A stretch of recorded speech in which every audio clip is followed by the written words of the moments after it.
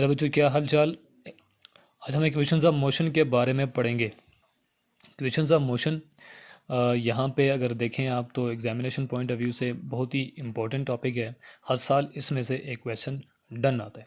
Morning time या evening time एक question, एक लॉन्ग क्वेश्चन का एक पार्ट यहाँ से ज़रूर आता है, ज़रूर पूछा जाता है इक्वेशंस ऑफ मोशन से। अब देखें यहाँ पे हैं क्या इक्वेशंस ऑफ मोशन। सबसे पहले तो आप देखें यहाँ पे इक्वेशंस ऑफ मोशन। मोशन में ये कौन सी मोशन है? मोशन में हमारे पास वेरिएबल मोशन भी है, यूनिफॉर्म मोशन भी है। तो ये वाली मोशन जो है याद रखना है, ये यूनिफॉर्म मोशन है। कौन सी मोशन है? ये यूनिफॉर्म मोशन है। तो यानी कि आपसे अगर पूछा जाए एमसीक्यूज़ कि हम जो इक्वेशंस ऑफ मोशन देखते हैं, डिस्कस करते हैं, जो first second and third equations of motion जो हैं, ये कौन सी मोशन के लिए हैं? ये मोशन असल में यूनिफॉर्म मोशन होगी। दूसरी चीज़ ये है कि यहाँ पे इक्वेशंस हैं कितनी, तो याद रखना ये इक्वेशंस 3 है। टोटल ये कितनी इक्वेशंस हैं? 3 इक्वेशंस हैं। 3 इक्वेशंस हैं। और इक्वेशंस ऑफ मोशन कौन सी मोशन? Uniform motion. इसके बाद देखें आपको कुछ टेक्निक्स बताते हैं इन इक्वेशंस को डिराइव करने की। यानी कि अगर आपने इक्वेशंस को डिराइव करना है तो इक्वेशंस को डिराइव करने के लिए आपने जो ट्रिक्स जहन में रखनी है वो ट्रिक्स आपके पास ये नीचे हैं। आप इन ट्रिक्स को फॉलो करना और आप इजीली जो है इक्वेशंस ऑफ मोशन को डिराइव कर लेंगे।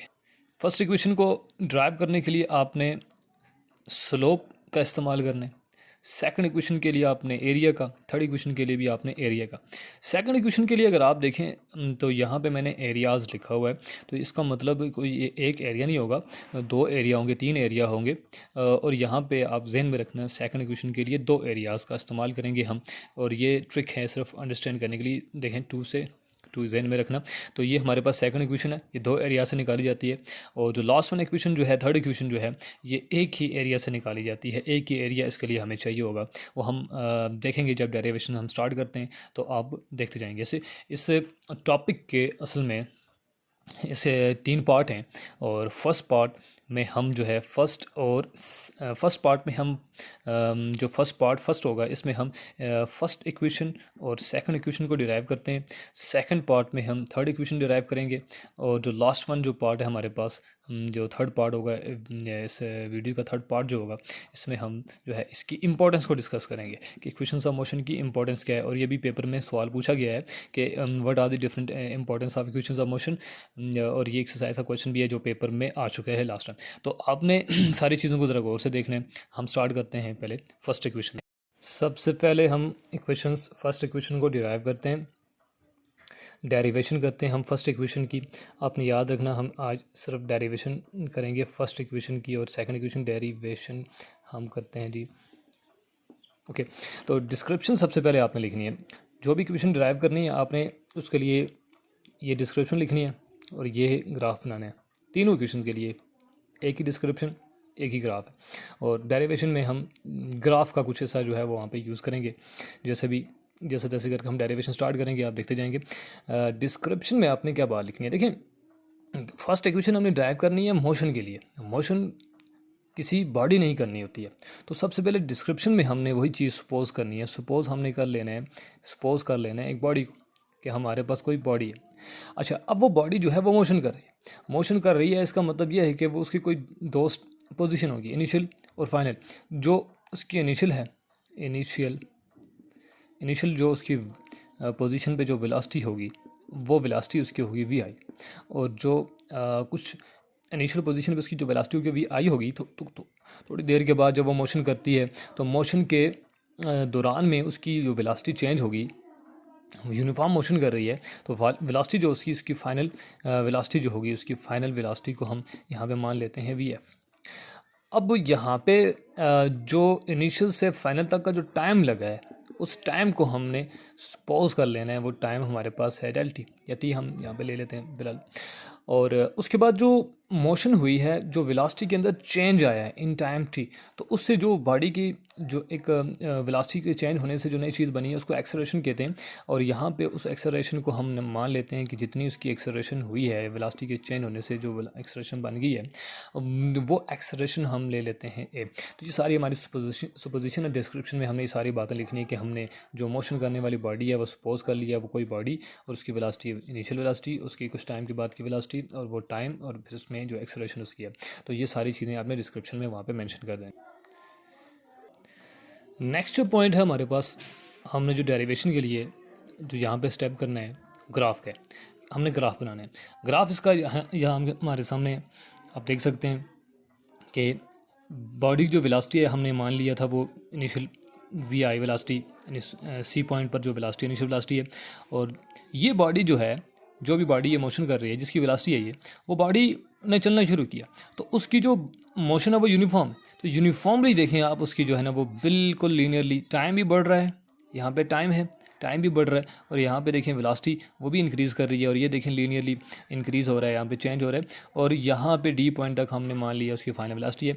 यहाँ से आगे भी हो सकती है लेकिन हमने वी एफ को यहीं तक माना है। तो यहाँ इसके बिल्कुल अगेंस्ट यहाँ पे जो पॉइंट है हमारे पास वो डी पॉइंट है। तो हमने सी और डी को जोड़ दिया आपस में, तो ये हमारे पास एक लाइन पूरी बन गई, ग्राफ हमारे पास बन गया। और इसके ऊपर हमने मेंशन कर दिया एक्सेलरेशन है, यूनिफॉर्म एक्सेलरेशन है, क्योंकि यहाँ पे यूनिफॉर्म मोशन हो रही है। ओके, अब देखें इनिशियल वेलोसिटी उसकी यहाँ पे थी, फाइनल यहाँ पे। तो इस दौरान में यहाँ पे कुछ चेंज आया है, जो चेंज आया उससे जो स्पीड के अंदर जो गेन हुआ है, क्योंकि ये वेलोसिटी देखिए बढ़ रही है, वेलोसिटी की जो मैग्नीट्यूड होती है उसी को स्पीड कहते हैं। वो जो स्पीड गेन हुई है वो हमारे पास है 80। यहाँ से हमारे पास देख सकते हैं एक्सेलरेशन होती है वेलोसिटी डिवाइडेड बाय टाइम, और यहाँ से वेलोसिटी जो है वो हो जाएगी ए टी टी, यहाँ पे डिवाइड हो रहा है मल्टीपल हो जाएगा। तो हमारे पास वेलोसिटी जो है वो इक्वल टू आ जाएगा 80। और ये वाला जो पोर्शन है ये वेलोसिटी का पोर्शन है, और ये हमारे पास गेन एंड स्पीड देखें यहाँ पे स्पीड वी, और ये हमारे पास इक्वल टू 80 है। तो जो यहाँ पे हमारे पास ये ग्राफ है, इसके जो चेंज है हमने यहाँ पे मेंशन कर दिया।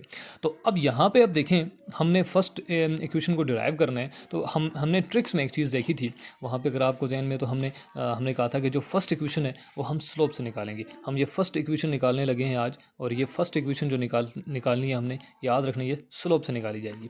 तो स्लोप यहाँ पर हमने देखना है कि स्लोप क्या है, ग्राफ में स्लोप क्या है। एक चीज़ हमने और भी डिस्कस की थी ग्राफ वाले ग्राफिकल एनालिसिस में, उसके बाद वाले डिफरेंट ग्राफ्स में भी हमने डिफरेंट ग्राफ देखे थे। और स्लोप की हमने जब बात की थी, ग्राफिकल एनालिसिस में बात की थी हमने स्लोप की, तो हमने ये बात वहाँ पे डिस्कस की थी कि जो स्लोप होता है, स्लोप हमेशा इनक्लाइन लाइन का ही निकाला जाता है। इनक्लाइन लाइन मतलब कि ना तो हॉरिजॉन्टल हो ना ही वर्टिकल हो, इन दो का ग्राफ नहीं निकाला जाएगा। ग्राफ अगर आपने निकालना है तो उसके लिए ज़रूरी है कि लाइन जो है वो इनक्लाइंड हो, तिरछी हो, कुछ समथिंग लाइक दिस हो, बिल्कुल ऐसे ना हो, ना ही अमूदी, ना ही उफकी, ना ही हॉरिजॉन्टल, ना ही वर्टिकल। तो हमारे पास जो लाइंस हों बिल्कुल याद रखना इनक्लाइंड हो, कुछ ऐसे ऐसे वाली लाइन का ग्राफ बिल्कुल नहीं, जो बिल्कुल सीधी होगी नहीं होगा। और यहाँ पे हमारे पास इनक्लाइन लाइन का, इस पूरे ग्राफ में देखें इनक्लाइन लाइन हमारे पास कितनी है, एक ही लाइन है, सी से लेकर डी तक की, सिर्फ और सिर्फ इसका स्लोप निकाला जाएगा। तो बाकी के जो लाइन्स हैं हमारे पास O A B C D, C B, C D, B D, किसी का भी हम यहाँ पे स्लोप निकाल नहीं सकते। यहाँ पे वैल्यू जो उसकी होगी वो कुछ की इन्फिनिटी आएगी, कुछ की हमारे पास जीरो आएगी। तो हमारे पास जो एक ही इनक्लाइन लाइन है वो सी डी है, उसका ग्राफ हम देखेंगे तो यहाँ पे हम मेंशन कर देते हैं slope of line C D, या हम यहाँ पे ऐसे लिख सकते हैं स्लोप ऑफ सी डी, और उसके ऊपर जो हम मेंशन कर देते हैं लाइन के लिए इज इक्वल टू। तो यहाँ पे देखिए स्लोप के लिए फार्मूला लगाएंगे, और वो होता है हमारे पास परपेंडिकुलर डिवाइडेड बाय बेस। अब यहाँ पे इसको इक्वेशन नंबर 1 कह दें, इसको आप इक्वेशन नंबर 1 कह दें। अच्छा, अब देखें फर्स्ट इक्वेशन स्लोप से निकालनी है, तो हमारे पास स्लोप का स्टार्ट लिया हमने, स्लोप से ही स्टार्ट लिया।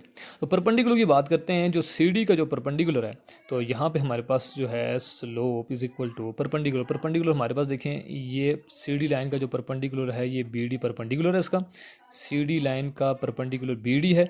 तो हमारे पास ये आ गया है यहाँ पे B D divided by line B D divided by base की बात करते हैं, बेस हमारे पास है ये बी सी, ठीक है। तो इसको मज़ीद आगे हम यहाँ से देखते हैं, जो बी डी है हमारे पास यहाँ पे इसको मेंशन कर देते हैं एज इट इज़ स्टिल, या बल्कि इसको हम एक और इक्वेशन का नाम दे देते हैं।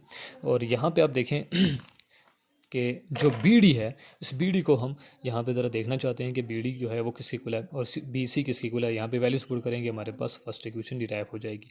हमने बी डी और बी सी की वैल्यूज़ को यहाँ ग्राफ से निकालना है वेलोसिटी और टाइम की टर्म्स में, और यहाँ पे पुट कर देना है, हमारे पास फर्स्ट इक्वेशन डिराइव हो जाएगी।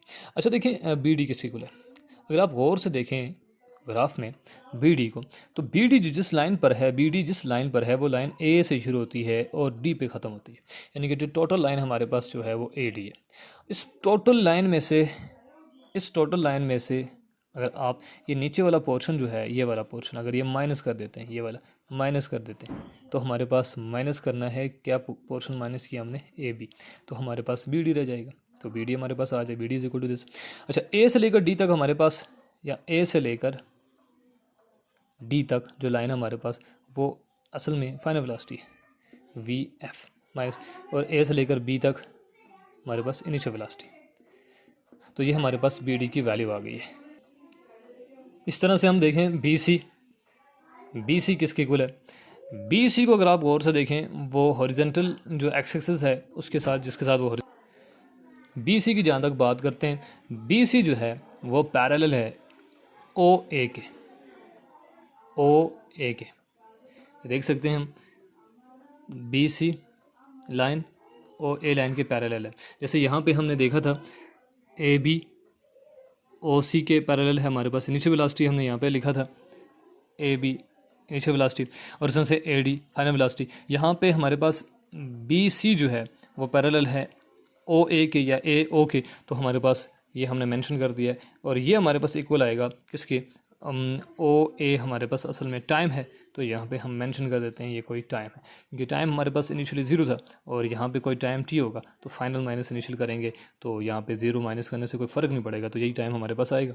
ठीक है, और ये सारी वैल्यूज़ अब देखें, बी डी की वैल्यू ये वाली इन टर्म्स ऑफ वेलोसिटी और बी सी की ये वाली value in terms of time यहाँ पे हम पुट कर देते हैं इक्वेशन 2 में, तो हमारे पास जो स्लोप जो है, slope is equal to B D की value final velocity minus initial velocity divided by time, और यहाँ पे हम देख सकते हैं कि वेलोसिटी डिवाइडेड बाय टाइम ये हमारे पास एक्सेलरेशन है। दूसरा हमने पढ़ा हुआ है कि वेलोसिटी टाइम ग्राफ से जो चीज़ हमारे पास आती है वो एक्सेलरेशन होती है, वेलोसिटी डिवाइडेड बाय टाइम, क्योंकि वेलोसिटी टाइम ग्राफ से जो स्लोप बनता है वेलोसिटी डिवाइडेड बाय टाइम वो एक्सेलरेशन होती है। तो यहाँ पे देखें वेलोसिटी डिवाइडेड बाय टाइम हमारे पास, और यहाँ पे देखें final velocity minus initial velocity is equal to A, यहाँ पे जो टाइम डिवाइड हो रहा है इधर आके मल्टीप्लाई हो जाएगा। ठीक है, और यहाँ पे फाइनल वेलोसिटी इस तरह रहेगी is equal to a t, और यहाँ पे ये माइनस हो रहा है इधर आके ये प्लस हो जाएगा। ज़रा इसको हम तरतीब से लिखते हैं, initial velocity plus A T. अच्छा ज़रा इसकी जो है ना थोड़ी सी एक्सप्लेनेशन यहाँ पे देख सकते हैं हम कि जो फाइनल वेलोसिटी है वो इनिशियल वेलोसिटी ही के इक्वल है, ये देख सकते हैं, लेकिन वो इनिशियल वेलोसिटी जिसमें कुछ चेंज आया वो ये वाला चेंज है। यहाँ इनिशियल से जब फाइनल तक गए थे ये चेंज जो है बीच में वो गेन इन स्पीड 80 वो ये, ठीक है, वही इसमें ऐड हुआ है, तो हमारे पास फाइनल वेलोसिटी आई है ये वाली, यानी कि इनिशियल वेलोसिटी ये, इसमें जो ये बीच में गेन जो आया है प्लस हुआ है इसमें, और हमारे पास ये फाइनल वेलोसिटी आई है। तो ये हमारे पास final velocity is equal to initial velocity plus 80। तो ये हमारे पास से फर्स्ट इक्वेशन को हमने ड्राइव किया। सेकंड इक्वेशन, अब हम ड्राइव करते हैं जी second equation, second equation of uniform motion. एक बात ध्यान में रखना, डिस्क्रिप्शन वही है जो फर्स्ट इक्वेशन के लिए थी, ग्राफ वही है जो फर्स्ट इक्वेशन का था, सिर्फ डेरिवेशन हम यहाँ पे करेंगे वो सेकंड के लिए करनी है। और उसके लिए आपको बताया था कि सेकंड इक्वेशन 2 से 2 आपने जहन में रखने हैं 2 एरियाज़। तो हमने सेकंड इक्वेशन को बिल्कुल सिंपल तरीके से हमने ड्राइव करना, और वो हमने 2 एरियाज़ का इस्तेमाल करके हमने इसको ड्राइव करना। ग्राफ की हम डिस्क्रिप्शन हमने वो पहले की हुई है कि हमने ग्राफ की जहाँ तक बात करें, ग्राफ वही पहले वाला है, डिस्क्रिप्शन भी फर्स्ट इक्वेशन वाली है, ग्राफ भी वही है, जस्ट डेरिवेशन में हम देखेंगे कैसे चेंजिंग आती है।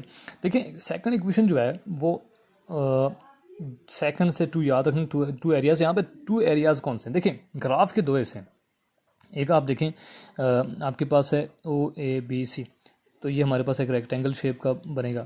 ठीक है, यहाँ पे थोड़ा स्क्वायर सा लग रहा है लेकिन ये रेक्टेंगल शेप में होगा, स्क्वायर में हो रेक्टेंगल में हो जैसे भी हो। दूसरी जो चीज़ है यहाँ पे वो ट्रायंगल ऊपर आपको नज़र आ रहा होगा, ये ट्रायंगल है। ठीक है, अब देखें एक एरिया हमने इसका निकालना है और दूसरा एरिया हमने, एक रेक्टेंगल और दूसरा ट्रायंगल, 2 एरियाज़ हम निकालेंगे, दोनों को आपस में प्लस करेंगे तो हमारे पास सेकंड इक्वेशन डिराइव हो जाएगी। अब देखें यहाँ पे इस ग्राफ को यहाँ पे हम मेंशन करेंगे जी टोटल एरिया हमारे पास जो है वो इज़ इक्वल टू, एक एरिया हमारे पास एरिया ऑफ रेक्टेंगल प्लस और दूसरा एरिया हमारे पास एरिया ऑफ ट्राइएंगल। डेरिवेशन के लिए देखिए हम टोटल एरिया निकालेंगे। Total area is equal to, यहाँ पे जो टोटल एरिया सारे का सारे एरिया है उसमें एरिया ऑफ रेक्टेंगल भी है, ट्राइंगल भी है, एरिया ऑफ रेक्टेंगल भी है प्लस एरिया ऑफ ट्राइंगल भी है। अब रेक्टेंगल यहाँ पे नीचे है, ठीक है। रेक्टेंगल का एरिया हम कैसे निकालते हैं? रेक्टेंगल का एरिया निकालने का बिल्कुल सिंपल सा फार्मूला जो मैथ्स में हम पढ़ते रहे हैं कि रेक्टेंगल जो होता है, रेक्टेंगल का एरिया जो होता है लेंथ मल्टीप्लाई विड्थ होती है। अब देखिए यहाँ पे रेक्टेंगल का एरिया देखें यहाँ पे length multiply width, O A multiply ओ सी। अब यहाँ पे जो लेंथ है ओ ए वो टाइम है और जो विड्थ हमारे पास ओ सी वो इनिशियल वेलोसिटी है। यहाँ पे हमने वो मेंशन कर दी, उनको मल्टीप्लाई करेंगे तो हमारे पास ये एरिया ऑफ रेक्टेंगल निकल आएगा।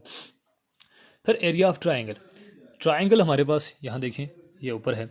एक रेक्टेंगल को अगर हम हाफ कर दें तो वो ट्राइंगल में कन्वर्ट हो जाता है। तो हम वही बिल्कुल फार्मूला लगाएंगे कि length multiply width B C multiply B D, ठीक है। लेकिन ये रेक्टेंगल जो होता है उसको हाफ करते हैं तो जो ट्राइंगल बन जाता है। ये देखें हमने हाफ किया है इसको। तो यहाँ पे देखें बी सी जो है, बी सी अगेन वही पैरेलल टू ओ ए है, B C parallel to O A. यहाँ पे हमने ओ ए लिख लिया और बी डी हमारे पास गेन एंड स्पीड है और बी डी की जगह पे हमने वही गेन एंड स्पीड की वैल्यू ए टी लिख दी और ओ ए हमारे पास टाइम है तो टाइम रख दिया और यहाँ पे हमारे पास टी से टी मल्टीप्लाई करेंगे टी स्क्वायर होगा।